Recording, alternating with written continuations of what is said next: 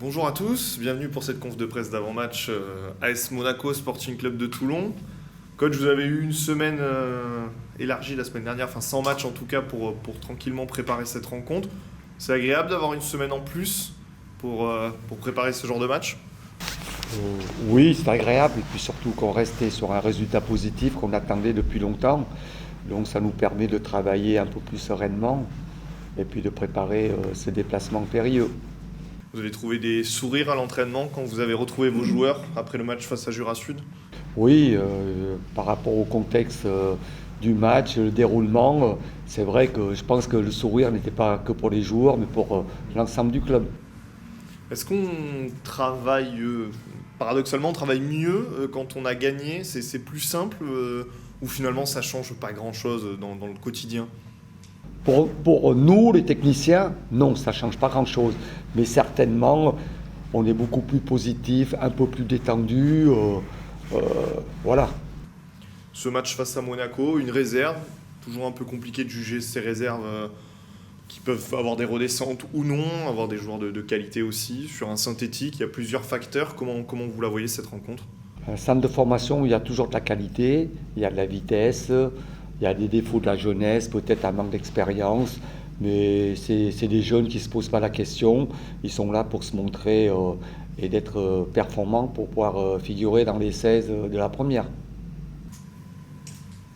Est-ce que par rapport à l'expérience que vous avez du coaching en général, de la poule, du niveau, est-ce que vous pensez que le match de Jura Sud, il a toutes les caractéristiques pour vraiment faire office de déclic par rapport au contexte que vous avez évoqué, l'expulsion rapide et la réaction ultra positive et de qualité dans le jeu de l'équipe?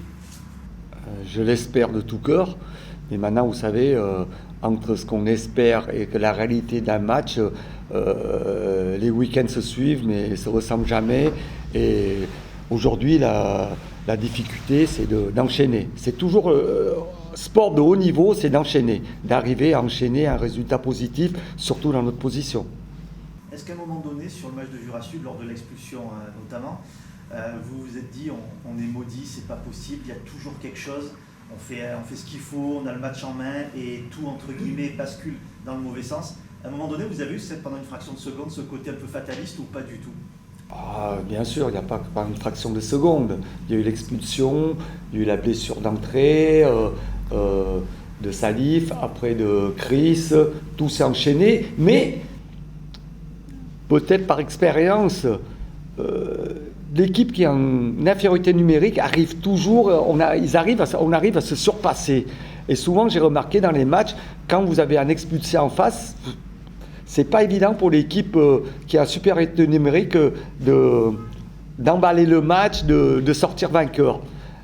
Il fallait peut-être ce petit coup de destin pour nous révolter et que les joueurs aillent chercher ce résultat inespéré. En tant que coach, vous devez avoir quand même la satisfaction de voir à travers ces réactions-là, parce qu'il n'y a pas eu que la réaction psychologique, il y a eu la réaction aussi dans le jeu, parce que le jeu, ça a été quand même un match de grande qualité, certainement le meilleur depuis le début de la saison. Vous, en tant que coach, vous devez avoir le sentiment quand même que depuis votre arrivée, que votre message passe, vous devez voir quand même la progression, l'écoute et le fait que les joueurs soient arrivés à se transcender à ce moment-là. C'est parce qu'aujourd'hui, vous voyez, on est en train de parler d'un résultat positif, mais imaginons qu'on sortait encore sur un nul.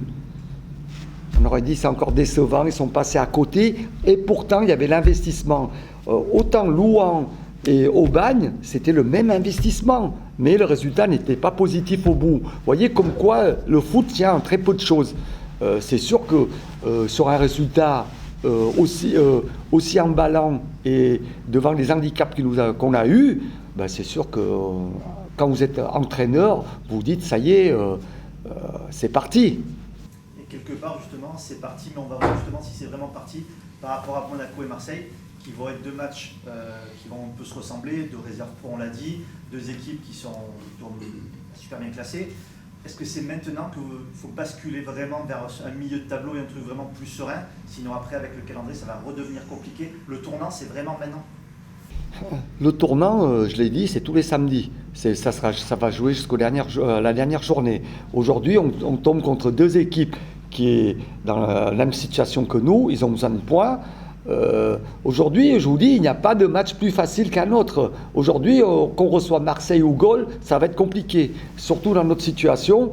Donc, enchaînons rapidement les résultats positifs, comme vous avez dit tout à l'heure, pour travailler plus sereinement et puis de jouer beaucoup plus en confiance. La clé, comme souvent, ça risque d'être de mettre le bon impact physique d'entrée. L'impact physique, bien sûr, ça joue, mais aujourd'hui, vous ne pouvez pas faire 10 matchs de Coupe de France, c'est impossible.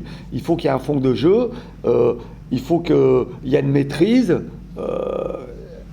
pour pouvoir être victorieux. Sur l'état physique du groupe, quels joueurs on ne verra pas ou quels joueurs sont en train de revenir vers un état global du groupe?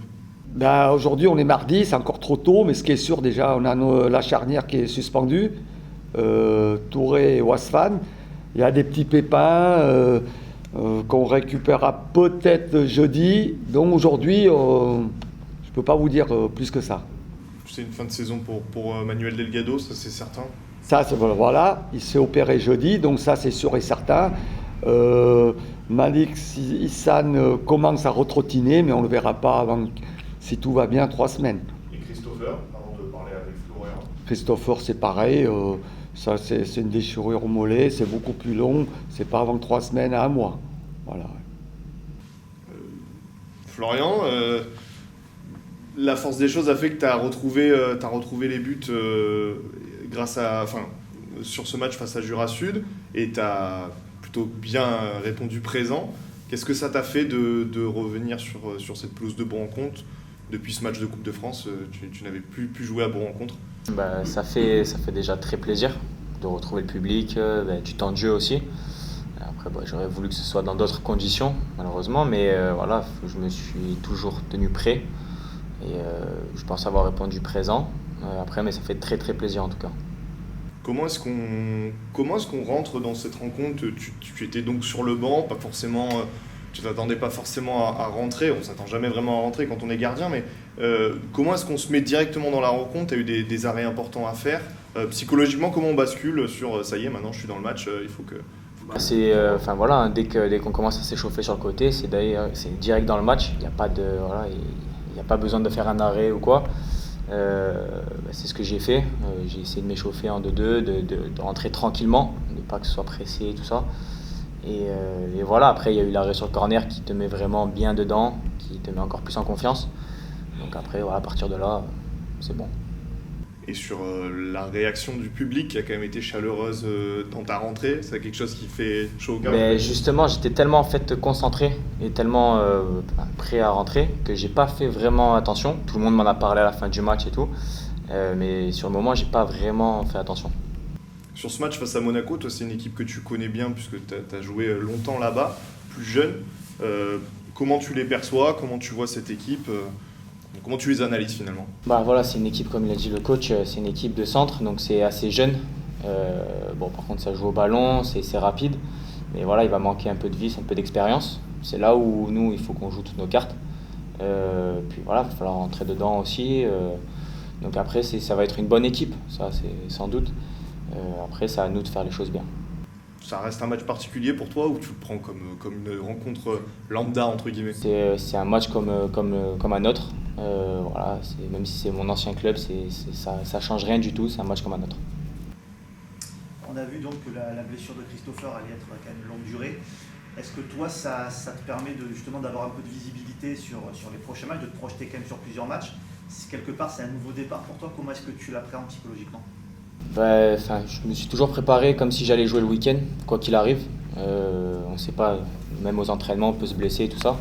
Donc ça ne changera rien au final. J'ai toujours été prêt.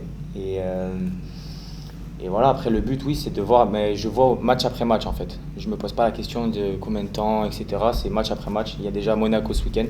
Après, on verra la semaine d'après, on verra. Mais pour le moment, c'est Monaco. À travers ton parcours sur les derniers mois, tu as été irréprochable en réserve. Tu sortais d'un énorme match à Saint-Maxime, justement avant celui-là. Est-ce que c'est aussi quelque part un message que tu peux envoyer indirectement, même si ce n'est pas le but initial, à la jeune génération qui parfois peut traîner des pieds, jouer en réserve et qui du coup, toi, avec le statut que tu avais, que tu as toujours, jamais un mot, pro jusqu'au bout. Et puis, ben, comme tu l'as dit, tu as été très bon en réserve. Et comme par hasard, la semaine suivante, quand on fait appel à toi, tu es opérationnel. Est-ce que c'est pas aussi un petit message indirect que tu peux envoyer?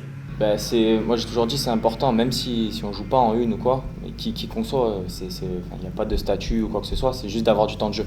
Et c'est important. Là, la réserve, on a besoin de points aussi pour le maintien.